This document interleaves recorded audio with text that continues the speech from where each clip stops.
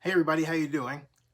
Well, there have been a number of opinions shared regarding the John Gruden Las Vegas Raiders email uh, fiasco, which would cost him his job and quite possibly any future employment in the National Football League, at least as a coach. And while I firmly believe in second chances, the idea that's now reflected is that John canceled himself. In other words, social media didn't cancel John Gruden. This was a series of email expressions that he put out over the years. And that's something that it didn't really seep into my pea brain. I thought all these were issued over a single year, right? No. And while we're at it, talking about the 650,000 emails, I quite possibly may be part of at least one of those to Bruce Allen, and I'm happy to share what that was. One was issued in 2015 regarding my plan for a stadium to keep the Raiders in Oakland, entirely privately financed. Bruce's simple two-sentence response was, Zinni, nothing gets done. We don't do anything without public money. That's what he wrote.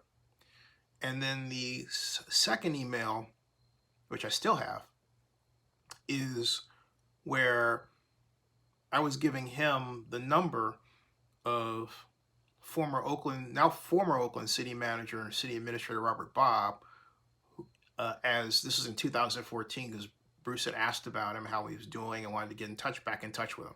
That's it. Okay.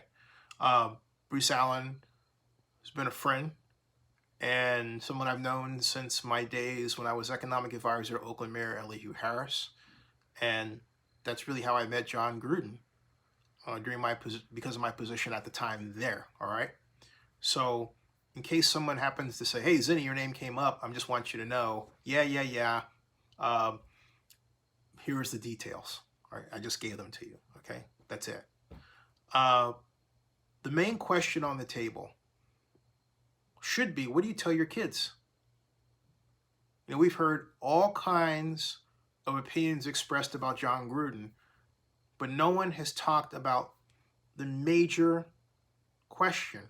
What's the lesson for our younger generation? And I want to basically explain that I remember in 1994, when email first became a thing, there was an article in the Wall Street Journal talking about how you shouldn't write something in an email that you would never send out. In other words, if you're angry about something, stop, write it down, and then press delete, right? Press delete, because the consequences of that getting out and then being passed from one person to the other can be quite negative for you as the author of the email. I think now we've seen that as a consequence. When we think about what happened today, where the Tampa Bay Buccaneers ran by Brian Glazer, the same person referred to by John Gruden in a very vulgar way, ordered the removal of John Gruden's name from the Ring of Honor at Bucks Raymond James Stadium. Wow. Okay? Wow. All right? There's no other way to put it than wow. All right? Look at all the bad stuff that has happened to John because of these emails where he should have said, hey, to himself, I shouldn't send this. And on top of that, you would think he had the right kinds of friends who would say, John, you shouldn't put that in an email. John, you shouldn't express this idea in an email. John, you shouldn't do that. I have had friends, I even had friends on my show where they said something that was inappropriate, and I turned around and I took that part out of our conversation and then reissued it, because I wouldn't be a friend if I had allowed our conversation to go out knowing that this person said something that they shouldn't have said in public and understanding its consequences. So what I did was, once our talk was over, I immediately downloaded that video, took that out, and re-uploaded it. Actually, I had YouTube edit it out. There's a system that you can do. YouTube gets rid of that stuff real quick, okay? And then I called this person and I lectured them on how not to think a certain way anymore in this age. Otherwise, it will cost you clients. That's what friends do. So tell your kids, friends, don't let friends send bad emails, okay? Friends, don't let friends send bad emails. And people, don't send emails they know are bad without pressing delete. We've all done it before. I've done it, okay? In the case where I did, I talked about the other night, I'm proud I did it.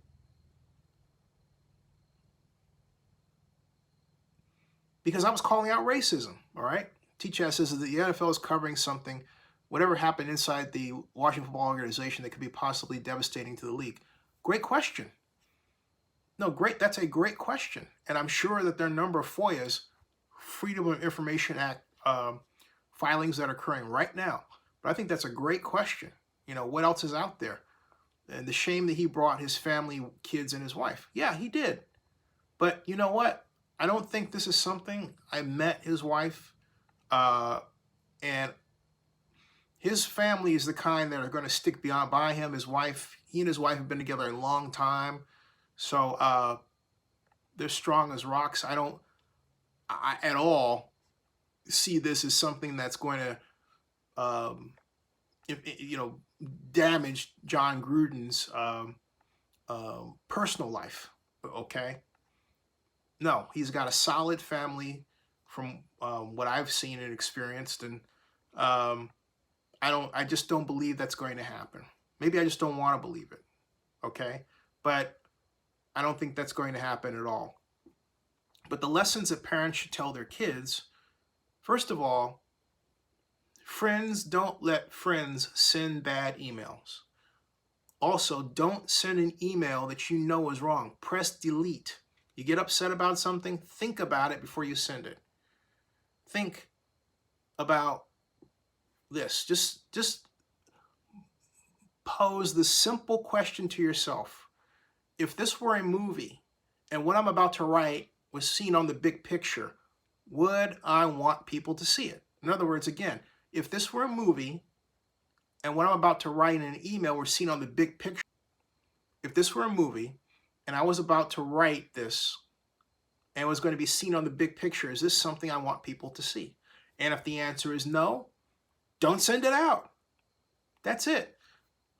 That's a rule that not only John should have followed, hindsight's 2020, but what is amazing to me is that none of his so-called friends told him otherwise. And it brings up the other question. If his friends weren't telling him not to do this, what kind of emails were they sending? XC says what he said was wrong, but the public shouldn't grandstand activists. They're perfect.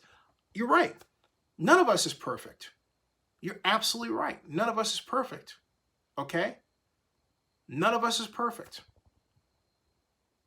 But I will tell you this. I have never written emails. I've never had that thought in mind calling other people names that didn't fit into my little social bailiwick. I'm proud to say that when I started this YouTube channel, straight, I was right there at the Richmond Urban AIDS Foundation, getting the word out about their fundraising efforts and everything else. My friend Beth Schnitzer was bringing me to these events. When I was with the Montclarian, I was the first to actually interview a woman football athlete in Oakland's history. That was 1993. So the kind of things that John would say or make vile statements about other people never came into my head. Never at all. I'm proud to say that. Okay? I'm proud to say that. So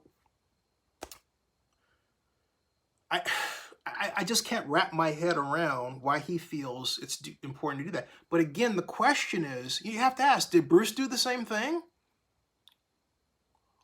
What about the other people listed in the mail chain. And the other question I have is, how the heck did the New York Times get a hold of these and not me? Why'd they send it to him? Hey, Corey Brown. Corey says, what were the replies to the emails? That's a great question, Corey. Great to have you here. I don't know. There's more questions because of these, far more. And again, what was brought back to him? In other words, is John being put out there to, basically twist, when in point of fact his other colleagues have used similar language in their emails? I can say that Bruce has never communicated like that to me. Like, he could have said, effing or anything. He never sent a curse. He didn't send me I don't have a lot of emails from him. I have, well, 3, okay? 3. That's it. Now, he could have said regarding public money that we don't use effing. He didn't. That's not Bruce. That's not in Bruce's thought train. Okay? It's obviously in John's. Okay? But it's a good idea to see the whole universe of emails to get a better picture of what was going on. Is the NFL hiding something? It feels like it.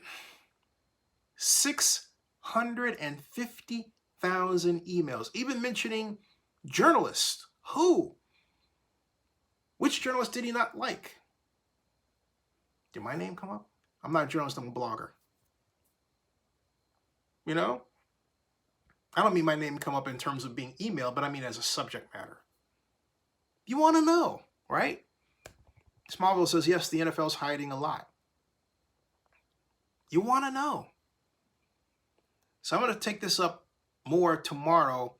William Shatner is lifting off into space, not blasting off, at 9:30. I want to see it. All right.